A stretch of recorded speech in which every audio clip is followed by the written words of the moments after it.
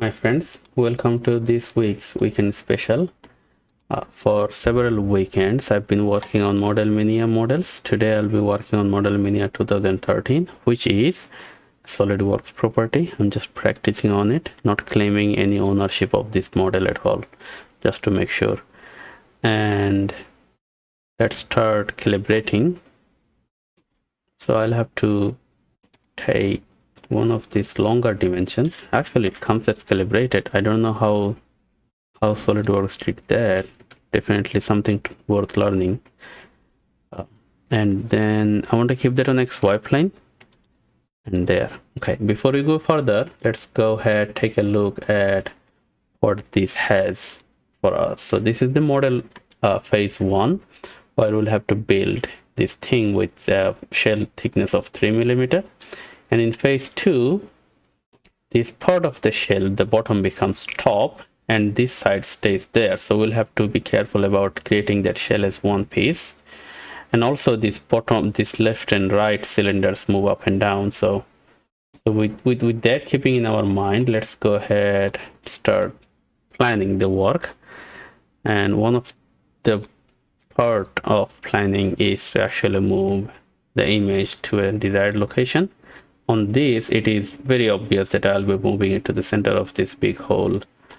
And then, right, because we'll be moving these two cylindrical holes up and down, I want to create them as tubes. So let's go ahead and create 3 tubes. The first one being outside radius 20 and inside radius 15. The height would be 20. Okay. And I want to create one more tube for the left side, which is outside radius 10 and inside radius 7.5, and the height is same as 20. So it would be the same on the right side, so I just copied and pasted it over. I want to move these over using the placement tab and on the X direction. So this tiny AC, this axis cross, helps us decide if it is moving on X or Y direction. So it will be moving to backward X direction. So -70 is how much it's want to move. And this one, we want to move it downward by 36, which is Y in this case. And then 22 mm on the positive X. We got those placed, right? Maybe it's a good time to save the whole thing as phase 1. All right.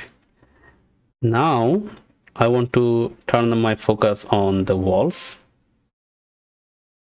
So the wall is 3 mm thickness around. So I'm going to go ahead and hide all of these and then build the wall. So I can actually, I'll be taking some help from the cylinders. Let's go ahead and draw a sketch on XY plane and then take reference of these cylinders, because I want to take those centers as my location. And now I can go ahead and hide these two. So we have this center. Now we'll be building only the border, which is 3 mm, and this wall thickness is different than 3 mm. So let's not worry about this, bringing these cylinders back. I just want to build the border.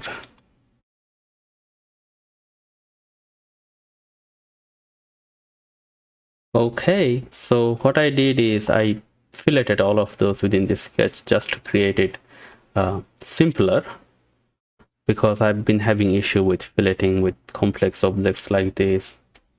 Now we have a wall sketch just like that, and I can extrude that for 12 mm upward. That's a good looking wall. So we have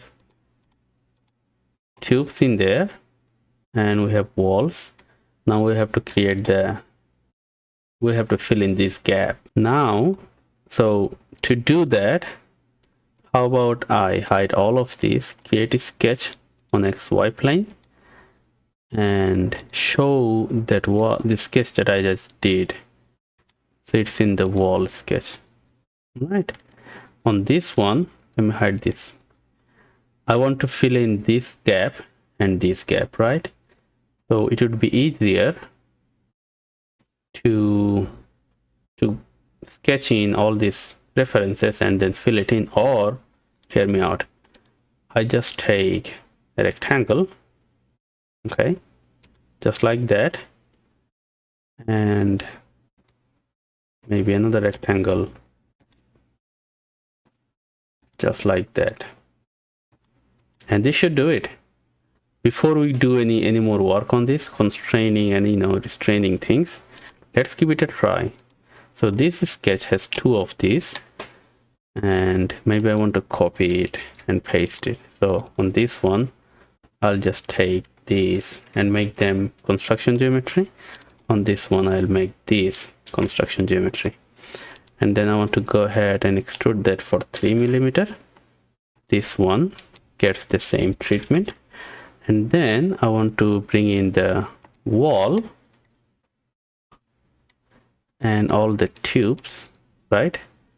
So first I take all the tubes and the wall, put them together, and then so this is the object, and I want to take one of these parts and make a connect object.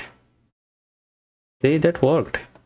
And take the other connect, that worked too. Beautiful. So it kind of like reduces our sketching time on those two bases. Now, since it worked and I did not rename any of these, I am going to rename it right now. Say shell, I'm going to say 2. Okay, and then go to there, actually kind of restrain this point, maybe on this, right? And this one, there was an button to lock buttons there. I don't see, oh, here it is. I'll just lock them in place. So the shortcut is KL. What it does is it just adds 2 horizontal and vertical dimensions to there. So it is not fixed yet. So I'm going to say, yeah, there. So that part is done under constraint, and these ones, okay, I'll go find the other extrude, right, and make these fixed. Okay, there. So this is shell 1.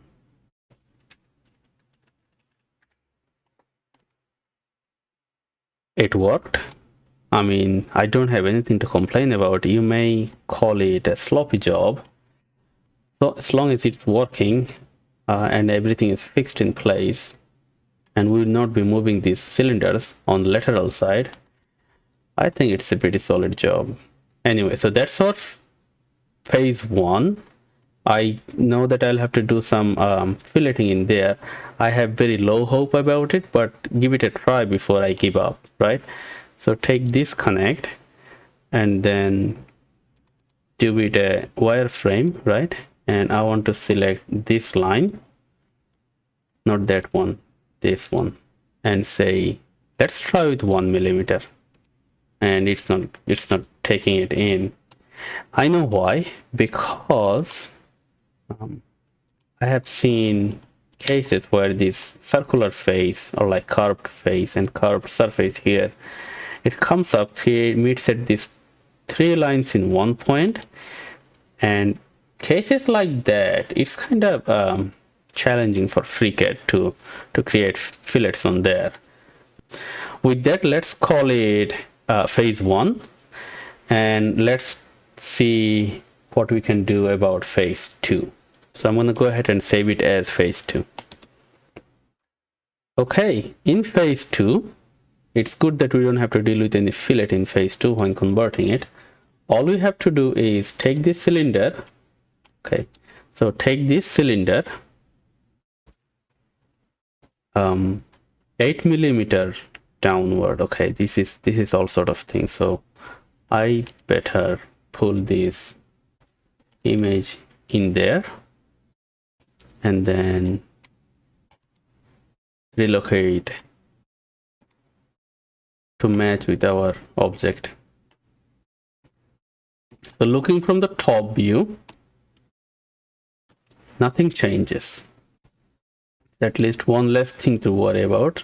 So top view, nothing changes, and that's what I was talking about. We won't be moving these cylinders left and right, so that's good, as long as you know that's taken care of. Now on the vertically, what we have to do is, maybe now we can think about vertical moving. So I'm going to go ahead and then move this on XZ plane and then move it up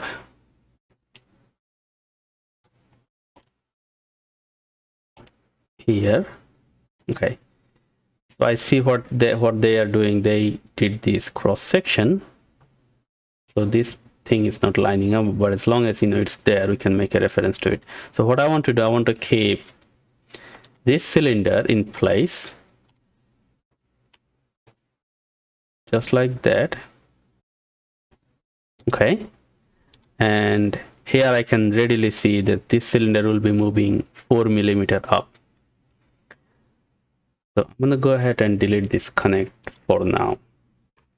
Okay, now I want to move this one 4 millimeter up. So come here, this is still a connect. So go to there and then go to the fusion. So this is the tube, this is the tube.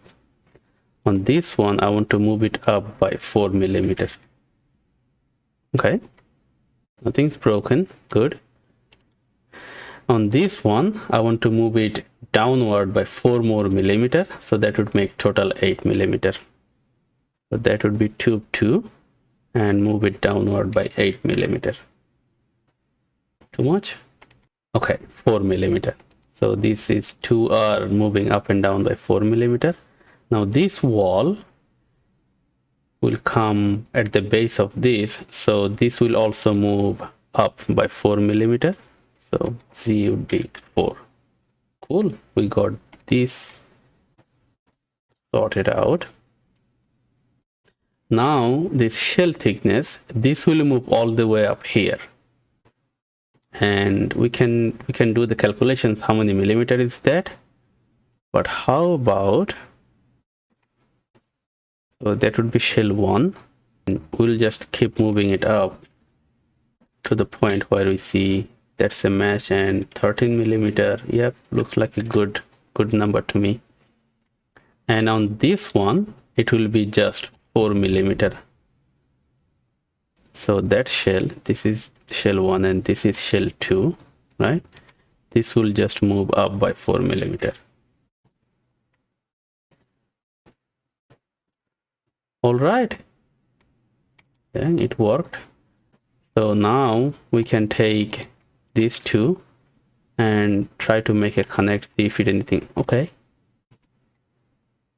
I'm just thinking probably I did not have to delete the connect, I just have to move around things, and then it worked.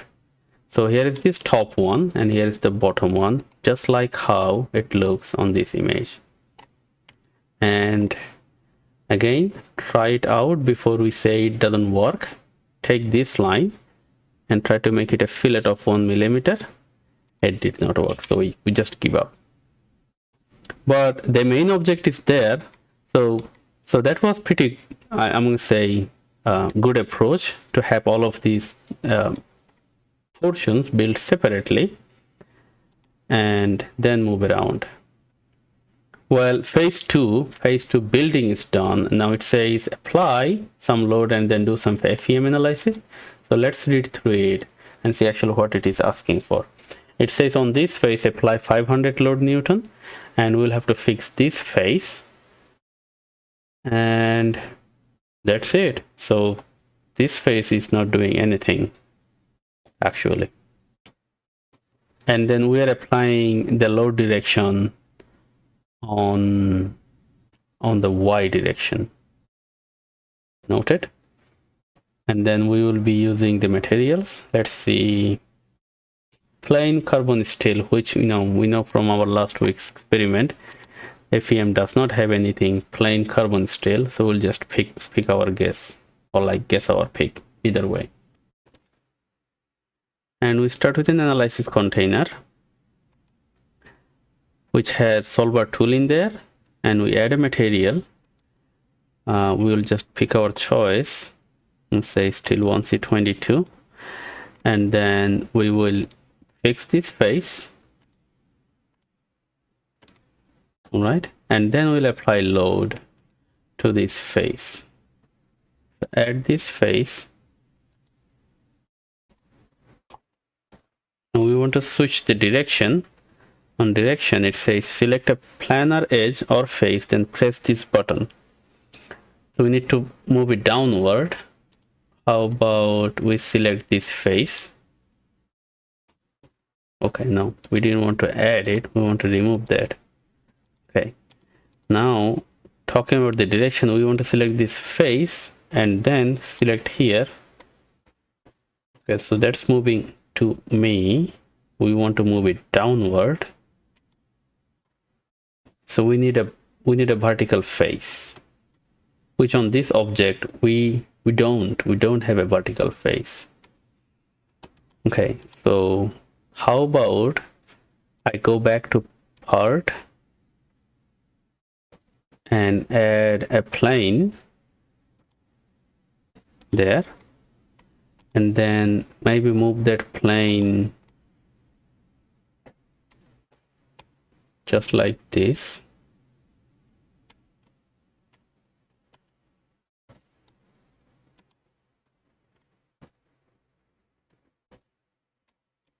Okay, now will that work? We will see. Go back to analysis, right? And then add a load. So add this face, and then click on that add to null that, to stop that command, and select this face, or maybe this edge, right? And then direction, and then reverse. Okay, that worked. Oh, I thought I would not be able to do this FEM at all. Very good. So on that force, we'll have to make it 500 Newton. And then all we have to do is add a mesh. So take this connect and start trying with end mesh, because end mesh worked last time. And looks good. All right. Now on the solver, first step is to write the INP file and then run calculates and cross your fingers. Give it a minute. It took 20.6 seconds and looks like it worked. So there it is. I'm gonna hide these and then go to CCX results. Double click on it and then look at the displacement. Okay, so we have 45 micrometer of displacement. So with this model, the load is really insignificant to show actually any displacement. But if we scale it up by 100, this is how it will move. I'm guessing it will be creating some twisting as well, because the load will be on this whole surface, and this is an eccentric loading. So if we had a little bigger load on it, maybe 5,000 Newton, right? Scale it up, see actually how it applies, and then do the analysis. And let's take a look at the result. Now what it says is we have 45 millimeters of, so it's like 1,000 time deflection, but we just moved it up by, yes, 1,000 time load, 1,000 time deflection. Makes sense. Let's take a look. Okay, this is what I was talking about. Now from this face, just see how it moves. there will be a twisting around here. I don't know which way it is. Okay, there it is. So it is twisting. This material is twisting because it has a shell, thin plate, and then the load is eccentric. So I thought this part will move down, actually, to be honest with you, but looks like this is moving because the buckling here is kind of changing the pattern, which is a good view. I mean, it does give you a sense, like, you know, in extreme cases, maybe this model will break down before showing this much of a deflection. We don't know. We can actually take a look at the stress. 736 MPa. So the allowable stress is 230 MPa. So it will probably break down before, you know, way before it comes to this point. But that's how it would look if it would sustain that much of stress in there, not the deflection. The deflection would look like this. Well, folks, that's it. That's the analysis and the results for this material. And the object looks like a good solid object, good design to me. Actually, at least, you know, it's resisting the expected load in without much of a deformation. With that, let me close it out. If you have any question, comment, or any suggestion, especially that fillet situation, please let me know how you handle that in things like this, in models like this. I will see you in the next video. Thank you for watching.